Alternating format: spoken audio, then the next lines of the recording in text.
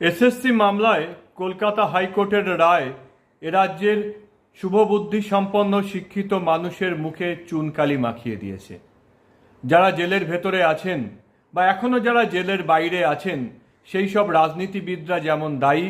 ঠিক একইভাবে দায়ী এ রাজ্যের তথাকথিত বুদ্ধিজীবীরা, যারা কা কা ছি ছি করেছিলেন, যারা আমরা অন্য কোথাও যাব না এরকম ফরমাইশি রাজনৈতিক কাজ করেছিলেন, কিংবা সামান্য পুরস্কারের জন্য কিছু পদের জন্য যারা রাজনীতিবিদদের পায়ে পায়ে ঘুরতেন, তারা ভারতবর্ষের মানুষকে ভুলিয়ে দিতে বসেছিলেন যে এই বাংলাটা আসলে বুনো রামনাথের বাংলা, যার স্ত্রী দারিদ্র্যের কারণে হাতে একটা লাল সুতো পরে ঘুরতেন, আর ওই লাল সুতো উঁচু করে বলেছিলেন যে এই লাল সুতো যতদিন আছে ততদিন নবদ্বীপের নাম আছে, ভারতবর্ষের